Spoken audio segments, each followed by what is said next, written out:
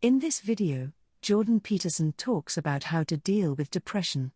Dr. Peterson clarifies in the beginning that if you're dealing with someone who is really depressed, you should try giving them antidepressants, as you can't help them if they're dead. A strong statement to start off with. Dr. Peterson often starts off with some fundamental question to understand how much order and chaos someone has in their life. Questions such as, do you have a job? Do you have any friends? Do you have health problem? Are you addicted to any substances? Are examples of question that would help him understand. His experience is that if you have 3 out of 5 of these issues, you are in big trouble. There is so much chaos in your life that if you create order in one chaotic problem, you're most likely to get drawn back by another one. Just when you have closed one black hole, the others get stronger. When a person has nothing but an order in his life, he is often overwhelmed by the chaos that freezes him. Structure is the opposite of chaos, and Dr. Peterson often tries to apply that into his client's life. Structure is therefore introduced into their lives gradually. It starts off simple. He would ask them to think about what chaos in their life they can do something about. Here he draws reference to former talks as well. The importance of creating structure within your reach, within the area that you work in. It might be as simple as cleaning up a pile of papers that has been torturing you for days. He talks about the importance of constantly fixing problems that you are capable of fixing. Afterwards are the importance of not trying to fix things you can't fix, as you would just mess it up more and create more chaos. Structure of life is / and has been an antidote for depression, unhappiness, etc. if you would ask Dr. Peterson. Maybe not a direct antidote, but definitely something that would help you along the way. Form of, at least in part, involuntary suffering is depression. Do you have advice for people on how to find a way out? You're a man who has suffered in this way, perhaps continue to suffer in this way. How do you find a way out? The first thing I do as a clinician, if someone comes to me and says they're depressed, is ask myself a question. Well, what does this person mean by that? So I have to find out, because maybe they're not depressed, maybe they're hyper anxious, or maybe they're obsessional. There's various forms of powerful negative emotion. So they need to be differentiated. But then the next question you have to ask is, well, are you depressed? Or do you have a terrible life? Or is it some combination of the two? So if you're depressed, as far as I can tell, you don't have a terrible life. You have friends, you have family, you have an intimate relationship, you have a job or a career, you're about as educated as you should be given your intelligence, you use your time outside of work wisely, you're not beholden to alcohol or other temptations, you're engaged in the community in some fundamental sense, and all that's working. Now, if you have all that and you're feeling really awful, you're either ill or you're depressed. And so then sometimes there's a biochemical route to that, treatment of that. My experience has been as a clinician is if you're depressed, but you have a life and you take an antidepressant, it will probably help you a lot. Now, maybe you're not depressed. Exactly. You just have a terrible life. What does that look like? You have no relationship. Your family's a mess. You've got no friends. You've got no plan. You've got no job. You use your time outside of work, not only badly, but destructively. You have a drug or alcohol habit or some other vice, pornography addiction. You are completely unengaged in the surrounding community. You have no scaffolding whatsoever to support you in your current mode of being or you move forward. And then as a therapist, well, you do 2 things. Well, if it's depression per se, well, like I said, there's sometimes a biochemical route, a nutritional route. There's ways that can be addressed. It's probably physiological if you're, at least in part, if you're depressed but you have an okay life. Sometimes it's conceptual. You can turn to dreams, sometimes to help people, because dreams contain the seeds of the potential future. And if your person is a real good dreamer and you can analyze dreams, that can be really helpful. But that seems to be only true for more creative people. And for the people who just have a terrible life, it's like, okay, you have a terrible life.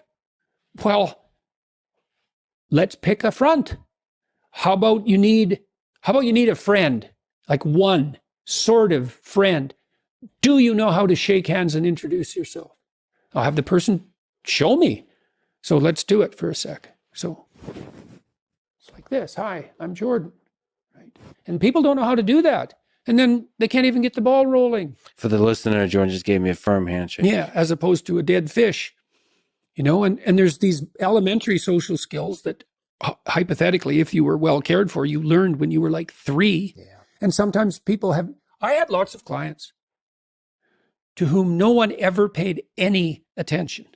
And they needed like 10,000 hours of attention.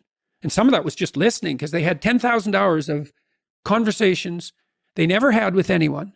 And they were all tangled up in their head. And they had to just, one client in particular, I worked with this person for 15 years.